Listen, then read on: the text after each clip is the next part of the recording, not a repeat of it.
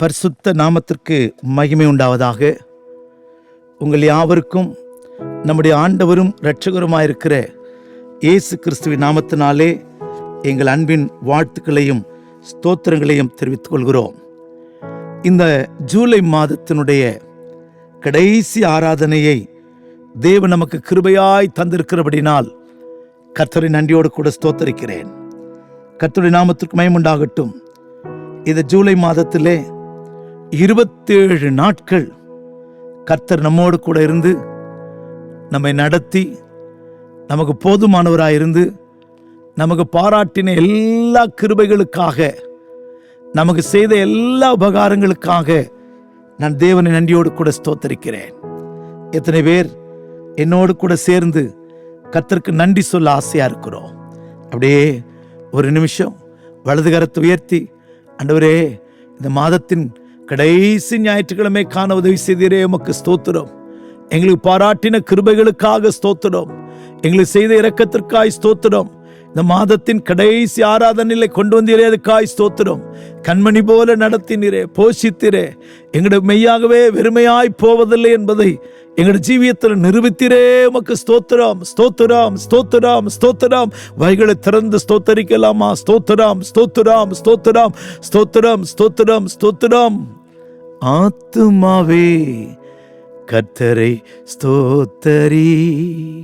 நம்முடைய ஆத்துமா கர்த்தரை ஸ்தோத்தரிக்கட்டும். அவர் செய்த சகல உபகாரங்களையும் மறவாதே.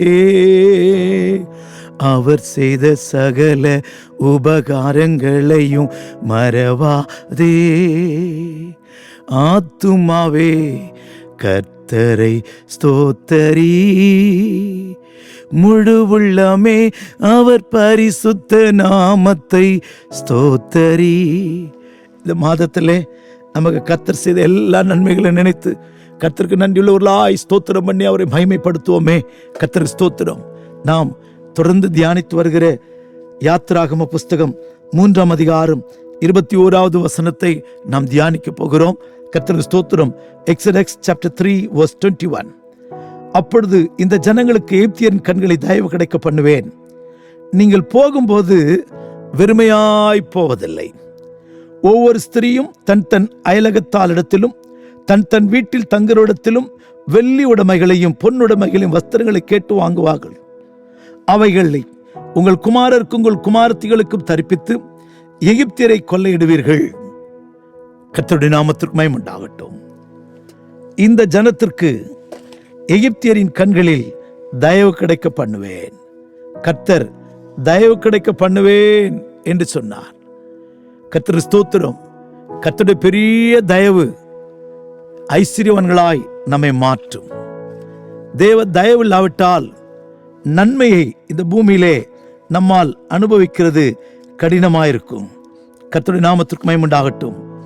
நாம் இன்னும் இதை சரியாய் புரிந்து கொள்ள வேண்டுமானால் நெகேமியாவின் புஸ்தகம் 9ஆம் அதிகாரம் 25வது வசனத்திலே படிக்கும்போது, நெகேமியா 9:25, அவர்கள் அரணான பட்டணங்களையும் செழுமையான பூமியையும் கட்டிக்கொண்டு சகலவித உடைமைகள் நிறைந்த வீடுகளையும் வெட்டப்பட்ட துறவுகளையும் ஏராளமான திராட்சை தோட்டங்களையும் ஒலிவத்தோப்புகளையும் கனி கொடுக்கும் விருட்சங்களையும் சுதந்திரித்துக் கொண்டு புசித்து திருப்தியாகி கொழுத்து உம்முடைய பெரிய தயையினால் செல்வமாய் வாழ்ந்தார்கள். ஒரு மனிதன் பூமியிலே செல்வமாய் வாழ்வதற்கு தேவ தயை பெரிதாயிருக்கிறது. தேவ தயவு இல்லாமல் நம்மால் தேசத்திலே செல்வமாய் ஐஸ்வர்யமாய் வாழ முடியாது. கர்த்தருடைய நாமத்திற்கு மகிமை உண்டாகட்டும். சங்கீதத்திலேயும் 68ஆம் சங்கீதம் 10வது வசனத்தை படிக்கும்போது, உம்முடைய மந்தைய அதிலே தங்கியிருக்கும் தேவனே, உம்முடைய தயையினாலே ஏழைகளை பராமரிக்கிறீர். தேவனுடைய தயை, the favor of God, the gentleness of God, the mercy of God. கர்த்தருக்கு ஸ்தோத்திரம். fadeth the poor. கர்த்தருக்கு ஸ்தோத்திரம். தேவன் தயையினாலே ஜனங்களை போஷிக்கிறவராக, ஜனங்களை செழுமையாக்குகிறவராக, ஜனங்களை மேன்மைப்படுத்துகிறவராக இருக்கிறார். கர்த்தருக்கு ஸ்தோத்திரம். அப்படியானால் இந்த ஜனங்களுக்கு எகிப்தியரின் கண்களில் தயை கிடைக்க பண்ணுவேன். அப்படியானால் தேவதயதான் நம்மை நீதிமான்களாய், ஐஸ்வர்யவான்களாய், செழிப்புள்ளவர்களாய், ஆசீர்வாதம் உள்ளவர்களாய் நம்மை மாற்றும். 112 சங்கீதம் 3வது வசனத்திலேயும் நாம் படிக்கும்போது, ஆஸ்தியும் ஐஸ்வர்யமும் அவன் வீட்டில் இருக்கும், அவனுடைய நீதி என்றென்றைக்கும் நிற்கும். கர்த்தருடைய நாமத்திற்கு மகிமை உண்டாகட்டும். அல்லேலூயா. கர்த்தருக்கு பயந்து அவருடைய கட்டளைகளில் பிரியமாயிருக்கிற மனுஷன் பாக்கியவான். அவன் சந்ததி பூமியில பலத்திற்கும், செம்மையானவரின் வம்சம் ஆசீர்வதிக்கப்பட்டிருக்கும். செம்மையானவர்களுக்கு இருளிலே வெளிச்சம் உதிக்கும். அவன் இரக்கமும் மன உருக்கமும் நீதியும் உள்ளவன். கர்த்தருடைய நாமத்திற்கு மகிமை உண்டாகட்டும். அவன் வீட்டில தான், செம்மையானவன் வீட்டில தான் ஆஸ்தியும் ஐஸ்வர்யமும் இருக்குமாம். கர்த்தர் பெரிய தயையினாலே உங்களையும் என்னையும் ஆச்சரியமாய் நடத்தி, அதிசயமாய் நடத்தி, குறைவில்லாமல், பட்டினி இல்லாமல் தேவன் நம்மை நடத்தினாரே, அது தேவ தயை. தேவ தயை. உங்களுக்கு எனக்கும் தந்திருக்கிற எல்லா நன்மைகளும் தேவ தயை. அந்த தயைக்கு நன்றியுள்ளவர்களாய் இருப்போம். நாம் வாசித்த வசனத்திற்கு நாம் வரும்போது, எகிப்திலிருந்து போகும்போது நீங்கள் வெறுமையாய் போவதில்லை. நீங்கள் போகும்போது வெறுமையாய் போவதில்லை. கர்த்தருக்கு ஸ்தோத்திரம். எகிப்திலிருந்து இஸ்ரவேல் ஜனங்கள் எகிப்தை விட்டு ராமசேசை கடந்து, கர்த்தருக்கு ஸ்தோத்திரம், அவர்கள் கானானை நோக்கி பிரயாணம் பண்ணினார்கள்.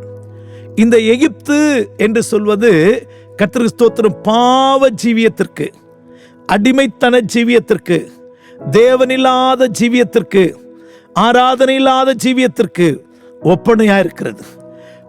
அடிமைத்தன வீட்டை விட்டு, அடிமைத்தனமாகிய நம்மை அடிமைப்படுத்தின பாவத்தை விட்டு நாம் இப்ப எங்க பிரயாணப்பட்டு இருக்கிறோம்னா, கானானை நோக்கி பிரயாணப்படுகிறோம். நாம் கர்த்தருக்கு ஸ்தோத்திரம் விடுதலை ஆவதற்காக, இஸ்ரவேல் ஜனங்கள் இந்த எகிப்திலிருந்து விடுதலை ஆவதற்காக அவர்கள் 5 காரியத்தை செய்தார்கள். யாத்திராகம புஸ்தகம் 2ஆம் அதிகாரம் 23ஆம் வசனத்திலே தவித்தார்கள். 2வது முறையிட்டார்கள். 24ஆம் வசனத்திலே பெருமூச்சு விட்டார்கள். 3ஆம் அதிகாரம் 7ஆம் வசனத்திலே வேதனைப்பட்டார்கள், கூக்குரலிட்டார்கள். இந்த 5 காரியத்தை செய்ததினாலே தேவன் அவர்களை எகிப்திலிருந்து விடுதலையாக்க மோசேயை, ஆரோனை அவர் அனுப்பினார். கர்த்தருடைய நாமத்திற்கு மகிமை உண்டாகட்டும். இதே போல ஒரு காலத்திலே நாம் பாவத்தின் வல்லமைக்கு அடிமைகளாய் இருந்து நாம் பாவத்திலே தவித்துக் கொண்டிருந்தோம். பாவத்திலிருந்து தேவனை நோக்கி முறையிட்டோம். அடிமைத்தனம், பாவம் நம்மை அடிமைப்படுத்தி பாவத்திலே அமிழ்ந்திருக்கையிலே தேவன் நமக்கு கிருபையாய் இறங்கி எத்தனையோ சுவிசேஷகர் மூலமாய், ஊழியக்காரர் மூலமாய், சத்திய வசனத்தின் மூலமாய் கர்த்தர் நம்மை கிருபையாய் விடுதலையாக்கினார். இப்பொழுது இஸ்ரவேல் ஜனங்களுக்கு சொல்லப்பட்ட அந்த வார்த்தை உங்களுக்குள்ள எனக்குள்ள வேண்டுமானால் பாவத்தை விட்டு நாம் கானானை நோக்கி பிரயாணம் பண்ண வேண்டும். கர்த்தருடைய நாமத்திற்கு மகிமை உண்டாகட்டும். அப்படியானால் 2 காரியம் இந்த வனாந்தர யாத்திரையிலே சந்திக்கும். புதிய ஏற்பாட்டு சபை வனாந்தரத்தில் நடந்து கொண்டிருக்கிறது. கர்த்தருக்கு ஸ்தோத்திரம். எகிப்தை விட்டாச்சு, செங்கடலை கடந்தாச்சு, இப்போது சீனாய் மலை அடிவாரத்தில் வந்து பிரமாணங்களை பெற்றுக்கொண்டாயிற்று.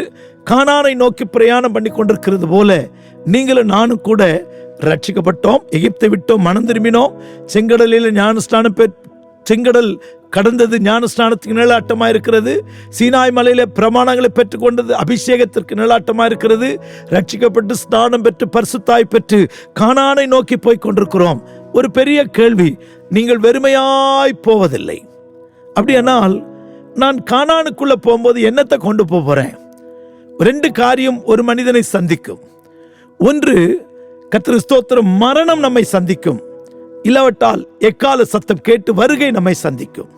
பவுல் அப்போஸ்தலனே 1ஆம் நூற்றாண்டிலே ஜீவித்த போது, இதோ ஒரு ரகசியத்தை உங்களுக்கு அறிவிக்கிறேன், நாம் எல்லாரும் நித்திரை அடைவதில்லை, ஒரு எக்காலம் தொனிக்கும், இமைப்பொழுதிலே நாம் எல்லாரும் மறுரூபமாவோம் என்று 1 கொரிந்தியர் 15ஆம் அதிகாரத்திலே தன்னுடைய அனுபவத்தை சொல்லுகிறார். அவருக்கே ஒரு பெரிய நம்பிக்கை, என்னுடைய காலத்திலேயே, எங்களுடைய காலத்திலேயே இயேசு வந்துருவார் அப்படின்னு சொல்லி ஆசையாய் அவர் பிரசங்கித்திருக்கிறார். கர்த்தருக்கு ஸ்தோத்திரம். ஐயா, ஒரு பிரமாணம், வெறுமையாய் நீங்களும் நானும் தேவ சமூகத்துக்கு போகக்கூடாதா? யாத்ராகம புஸ்தகத்திலே இஸ்ரவேல் ஜனங்களுக்கு தேவன் ஒரு பிரமாணம் கொடுத்தார். 34 அதிகாரம் 20வது வசனத்திலே, யாத்ராகமம் 34:20, கழுதையின் தலையீற்றை ஒரு ஆட்டுக்குட்டியால் மீட்டுக் கொள்வாயாக. அதை மீட்டுக் கொள்ளாதிருந்தால் அதன் கழுத்தை முறித்து போடு. உன் பிள்ளைகளின் முதற்பேறானவைகளை எல்லாம் மீட்டுக் கொள்ள வேண்டும். வெறுங்கையோடே என் சந்நிதியில் ஒருவனும் வரக்கூடாது. இந்த தேவ சமூகத்துக்கு வரும்போதே வெறுங்கையாய் வரக்கூடாது அப்படின்னு கர்த்தர் சொல்றார். நல்லா கவனிக்கணும். வெறுங்கையாய் என் சமூகத்துக்கு வராதே என்று சொல்லுகிற கர்த்தர் அவர் சமூகத்துக்கிலிருந்து நம்மை அனுப்பும் போது வெறுமையாய் அனுப்புவாரா? உன்னை போக பண்ணும்போது வெறுமையாய் போக பண்ணுவாரா? நிச்சயமா இல்லை. அப்படியானால் ஏதோ ஒன்று, நீ கானானுக்குள்ளே போனாலும் பரலோகத்துக்குள்ள போனாலும் உன் கூட வரக்கூடிய ஒரு காரியம் இருக்கிறது. கர்த்தருக்கு ஸ்தோத்திரம். உலகத்திலே மனிதன் என்னத்தையா கொண்டு போறான்? ஆஸ்தியை சேர்க்கிறான், யார் அதை மாறிக்கொள்வான் என்று அறியான். வேஷமாகவே மனுஷன் திரிகிறான், விருதாவாகவே சஞ்சலப்படுகிறான், ஆஸ்தியை சேர்க்கிறான், யார் அதை மாறிக்கொள்வான் என்று அறியான். இந்த உலகத்திலே எத்தனை சேர்த்து வைத்தாலும் நீ கட்டுகிற மாட மாளிகை, கூட கோபுரங்கள் ஒன்றும் உன்னோடு கூட வராது. இது உலகத்தானுடைய பழமொழி. முன்னாள் முதல்வர் ஜெயலலிதா அம்மாவை அடக்கம் பண்ணும்போது ஒரு மனிதன் அவருடைய கல்லறைக்குள்ளே ரூபாய் பணத்தை போட்டான். அவங்க கொண்டு போனாங்களா? எத்தனை ஆஸ்திகளை உடையவளா இருந்தார்கள். கலைஞர் கருணாநிதி அடக்கம் பண்ணதுக்கு முன்னாடி அவருடைய பேரை ஒருத்தன் போய் பேனா, இன்னொருத்தருடைய பேனா வாங்கி அவருடைய பாக்கெட்ல சொருவினார். கர்த்தருக்கு ஸ்தோத்திரம். எதையாலும் கொண்டு போனார்களா? ஒன்றுமே போகல. ஆனால் வேதம் ஒன்று சொல்லுகிறது, நம்மோடு கூட வரக்கூடிய ஒரு காரியத்தை பைபிள் சொல்லுது. கர்த்தருக்கு ஸ்தோத்திரம். அதை நாம் தியானித்து நாம் பயத்தோடு நடுக்கத்தோடு நாம் நம்முடைய ஜீவியத்தை ஆயத்தப்படுத்திக் கொள்வோம். வெளிப்படுத்தின விசேஷம் 14 அதிகாரம் 13வது வசனம். பின்பு பரலோகத்திலிருந்து ஒரு சத்தம் உண்டாக கேட்டேன். அது, கர்த்தருக்குள் மரிக்கிறவர்கள் இது முதல் பாக்கியவான்கள் என்று எழுது. அவர்கள் தங்கள் பிரயாசங்களை விட்டொழிந்து இளைப்பாறுவார்கள். அவருடைய கிரியைகள் அவரோடு கூட போம். ஆவியானவரும் ஆம் என்று திருவுளம் பற்றுகிறார் என்று சொல்லிட்டு, இந்த கர்த்தருக்கு ஸ்தோத்திரம் 14 அதிகாரம் படிக்கும்போது 5ஆம் வசனத்திலிருந்து உபத்திரவ காலத்திலே அகப்பட்டிருக்க நடக்கிற ஒரு சம்பவத்தை குறித்து சொல்லப்பட்டிருக்கு. இந்த உபத்திரவ காலத்திலே அந்தி கிறிஸ்துவின் முத்திரை தரிக்காமல், அந்தி கிறிஸ்துவனுடைய கர்த்தருக்கு ஸ்தோத்திரம் சொரூபத்தை வணங்காமல், அந்தி கிறிஸ்துவை எதிர்த்து நிற்கிற, இல்லாவிட்டால் இயேசுதான் என்று சொல்லி இரத்த சாட்சியை மறிக்க இருக்கிறவர்களுக்காக சொல்லப்பட்ட ஒரு தூது. கர்த்தருக்கு ஸ்தோத்திரம். என்ன தூது? ஒரு சத்தம் கேட்கிறது, இது முதல் மரிக்கிறவர்கள் பாக்கியவான்கள் என்று எழுது. தங்கள் பிரயாசங்களை விட்டு ஒழிந்து இளைப்பாறுவார்கள். அவருடைய கிரியைகள் அவர்களோடு கூட போம். இங்கே என்னுடைய கருத்து, என்னுடைய ஆசை, நாம் மரிக்கும் போது ஒன்று கொண்டு போறதில்லை, ஆனால் நாம் செய்கிற கிரியைகள் நம்மோடு கூட வருமா? நன்மையான கிரியைகளானாலும் தீமையான கிரியைகளானாலும் உங்களோடு என்னோடு கூட வரப்போகிறது. ஏன் தெரியுமா? இந்த வெள்ளை சிங்காசன நியாயத்தீர்ப்பிலே தேவன் நியாயம் தீர்க்கும் போது அவளுடைய கிரியைக்கு தக்கதாக நியாயம் தீர்க்க போகிறார். கர்த்தருக்கு ஸ்தோத்திரம்.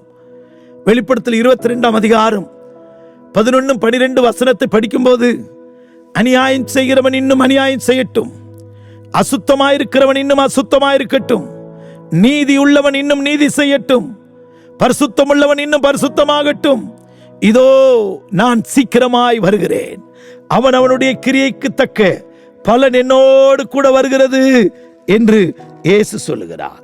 கர்த்தருக்கு ஸ்தோத்திரம். இதோ சீக்கிரமாய் வருகிறேன், அவனுடைய கிரியைகளின்படி அவனுக்கு நான் அளிக்கும் பலன் என்னோடு கூட வருகிறது. கர்த்தருக்கு ஸ்தோத்திரம். இயேசு கூலியும் பிரதிபலமுமாய் வருகிறார். ஒருவன் வேலை செய்தால் அவனுக்கு கூலி உண்டு, ஆனால் உத்தமமாய் வேலை செய்தவனுக்கு தான் ரிவார்டு உண்டு. Wages is different, reward is different. கர்த்தர் சொல்கிறார் மலையாளத்திலே ஞான் கூலியும் பிரதிபலவுமாய் வருന്നു. ஆனால் தமிழிலே அவனவனுக்கு நான் அளிக்கும் பலன் என்னோடு கூட வருகிறது. அப்படியானால் நாம் செய்த நல்ல கிரியைகள், நாம் செய்த கெட்ட கிரியைகள் நம்மோடு கூட வரும். கர்த்தருடைய நாமத்திற்கு மகிமை உண்டாகட்டும். இதைதான் பிரசங்கியின் புஸ்தகத்தில் படிக்கிறோம். பிரசங்கியின் புஸ்தகம் 12ஆம் அதிகாரத்திலே கடைசி 2 வசனத்தில் படிக்கும்போது பிரசங்கி அழகாக சொல்லுகிறான், காரியத்தின் கடைத்தொகையை கேட்போமாக, தேவனுக்கு பயந்து அவருடைய கற்பனையை கைக்கொள், எல்லா மனுஷர் மேல் விழுந்த கடமை இதுவே, ஒவ்வொரு கிரியையையும் அந்தரங்கமான ஒவ்வொரு காரியத்தையும் நன்மையானாலும் தீமையானாலும் தேவன் நியாயத்திலே கொண்டு வருவார். நன்மையான எல்லா கிரியைகளையும் தீமையான எல்லா கிரியைகளையும் தேவன் நியாயத்திலே கொண்டு வருவாராம். கர்த்தருடைய நாமத்திற்கு மகிமை உண்டாகட்டும். ஆம் பிரியமானவர்களே, நீங்கள் நானும் ஒன்றையும் கொண்டு போவதில்லை என்று நாம் மாறுதட்ட வேண்டாம். மனுஷன் என்னத்தை கொண்டு போறான், என்னத்தை செய்ய போறான்? கர்த்தருக்கு ஸ்தோத்திரம். அப்படி நினைக்கலாம். நம்முடைய எல்லா கிரியைகளும் நம்மோடு கூட வருமாம். கர்த்தருடைய நாமத்திற்கு மகிமை உண்டாகட்டும். அருமையானவர்களே, நம்மோடு கூட வந்து அவைகள் நம்மை நியாயந்தீர்க்க போகிறது. கர்த்தருடைய நல்ல நாமத்திற்கு மகிமை உண்டாகட்டும். எபிரேயர் நிருபக்காரன் தன்னுடைய நிருபத்திலே விதமாய் சொல்லுகிறான். 4ஆம் அதிகாரத்திலே 13வது வசனம், அவருடைய பார்வைக்கு மறைவான சிருஷ்டி ஒன்றுமில்லை, சகலமும் அவருடைய கண்களுக்கு முன்பாக நிர்வாணமாகவும் வெளியரங்கமாயிருக்கிறது, அவருக்கே நாம் கணக்கு ஒப்புவிக்க வேண்டும். அவருக்கே நாம் கணக்கு ஒப்புவிக்கணுமா? நாம் செய்த கிரியைகள், நல்ல கிரியையோ தீய கிரியையோ, வாருங்க மீண்டும் அந்த வசனத்தை சொல்லுகிறேன். ஒவ்வொரு கிரியையையும் அந்தரங்கமான ஒவ்வொரு காரியத்தையும் நன்மையானாலும் தீமையானாலும் தேவன் நியாயத்திலே கொண்டு வருவார். 2 கொரிந்தியரின் புஸ்தகத்திலே 5ஆம் அதிகாரத்திலே நாம் படிக்கும்போது 10வது வசனத்திலே நிருபக்காரன் விதமாய் சொல்லுகிறான். 2 கொரிந்தியர் 5:10 கர்த்தருக்கு ஸ்தோத்திரம். ஏனென்றால் சரீரத்தில் அவனவன் செய்த நன்மைக்காவது தீமைக்காவது தக்க பலனை அடையும்படி நாம் எல்லாரும் கிறிஸ்துவின் நியாயாசனத்திற்கு முன்பாக வெளிப்பட வேண்டும். ஆகையால் கர்த்தருக்கு பயப்படத்தக்கது அறிந்து மனுஷருக்கு புத்தி சொல்லுகிறோம், தேவனுக்கு முன்பாக வெளியரங்கமாயிருக்கிறோம், உங்கள் மனசாட்சிக்கும் வெளியரங்கமாயிருக்கிறோம் என்று நம்புகிறோம். நாம் செய்த சரீரத்திலே நாம் செய்த நன்மைக்காக நாம் செய்த தீமைகளை அதற்கு தக்க பலனை அடையும்படி, நன்மைக்காவது தீமைக்காவது தக்க பலனை அடையும்படிக்கு கிறிஸ்துவின் நியாயாசனத்துக்கு முன்பாக நிற்க வேண்டுமா? வெளிப்படுத்தல் விசேஷம் 21ஆம் அதிகாரத்திலே 20ஆம் அதிகாரத்திலே படிக்கும்போது இயேசு வெள்ளை சிங்காசனத்திலே உட்காருகிறார். வாசிக்கிறேன். கர்த்தருக்கு ஸ்தோத்திரம். 20ஆம் அதிகாரம் 11ஆம் வசனம் 12வது வசனம், பின்பு நான் வெள்ளை சிங்காசனத்தையும் அதன் மேல் வீற்றிருக்கிறவரை கண்டேன். அவருடைய சமூகத்திலிருந்து பூமியும் வானமும் அகன்று போயின, அவைகளுக்கு இடம் காணப்படவில்லை. மரித்தோராகிய சிறியோரையும் பெரியோரையும் தேவனுக்கு முன்பாக நிற்க கண்டேன். அப்பொழுது புஸ்தகங்கள் திறக்கப்பட்டன, ஜீவ புஸ்தகம் என்னும் வேறொரு புஸ்தகம் திறக்கப்பட்டது. அப்பொழுது அந்த புஸ்தகங்களில் எழுதப்பட்டவர்களின்படியே மரித்தோர் தங்கள் தங்கள் கிரியைக்கு தக்கதாக நியாய தீர்ப்படைந்தார்கள். சமுத்திரம் தன்னிலுள்ள மரித்தோரை ஒப்புவித்தது, மரணமும் பாதாளமும் தன்னிலுள்ள மரித்தோரை ஒப்புவித்தன.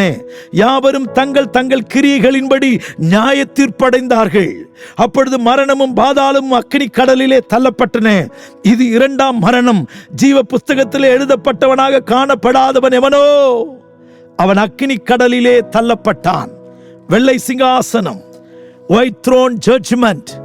கிறிஸ்து அந்த சிங்காசனத்துக்கு பெயரே வெள்ளை சிங்காசனம். வெண்மை பரிசுத்தத்தை காண்பிக்கிறது. பரிசுத்தமுள்ள நியாய தீர்ப்பு, நீதியான நியாய தீர்ப்பு, அநீதியான நியாய தீர்ப்பு. நம்முடைய தேவனிடத்திலே பட்சபாதம் இல்லை. நீங்கள் போகும்போது வெறுமையாய் போவதில்லை. மரணம் உன்னை சந்தித்தாலும் வருகை நம்மை சந்தித்தாலும் கர்த்தருடைய நாமத்திற்கு மகிமை உண்டாகட்டும். நாம் செய்த எல்லா கிரியைகளும் நம்மோடு கூட வரும்.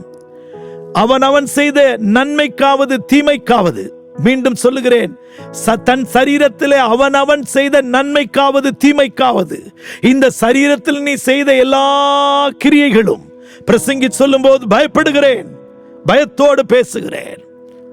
பிரசங்கி சொல்லும் போது அந்தரங்கமான எல்லா கிரியைகளையும், கர்த்தருக்கு ஸ்தோத்திரம், வெளியரங்கமான எல்லா கிரியைகளையும், அது அந்தரங்கமா செய்ததானாலும் வெளியரங்கமாய் பரசியமாய் செய்ததானாலும் அதற்கு தக்க பலன், அதற்கு தக்கதாய் தேவன் கிரியை நமக்கு நியாயத்தில் கொண்டு வருவார். ஒவ்வொரு கிரியையையும், அந்தரங்கமான ஒவ்வொரு காரியத்தையும், உன்னுடைய கிரியைகள், பரசியமாய் செய்த கிரியைகள், அந்தரங்கத்திலே செய்த கிரியைகள், வெளியரங்கமாய் செய்த காரியம், அந்தரங்கத்திலே செய்த காரியம், நன்மையானாலும் தீமையானாலும் தேவன் நியாயத்திலே கொண்டு வருவார். தேவன் நியாயத்திலே கொண்டு வருவார். அவனுடைய கிரியைகள் அவனோடு கூட போ. உங்களுடைய ஜீவியத்திலே இந்த கிருபையின் காலத்திலே உனக்கும் எனக்கும் கர்த்தர் தந்திருக்கிற இந்த கிருபையின் காலத்திலே நீங்கள் நானும் நன்மை செய்வோம். இதைதான் ஞானி சொல்லுகிறான். நன்மை செய்ய உனக்கு திராணி இருந்தும் அதை செய்ய தகுந்தவர்களுக்கு செய்யாமல் போனால் அது பாவம் என்று சொல்லப்பட்டிருக்கிறது. அப்படியானால் நன்மை செய்ய உனக்கு திராணி இல்லாவிட்டால் பரவாயில்லை. கர்த்தருக்கு ஸ்தோத்திரம்.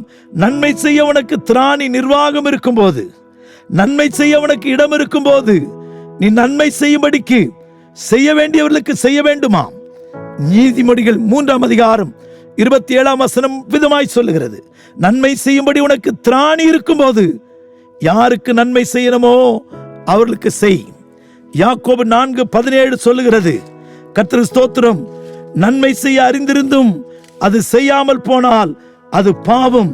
ஒருவன் நன்மை செய்ய அறிந்திருந்தும் அதை செய்யாமற் போனால் அது பாவமாயிருக்கும்.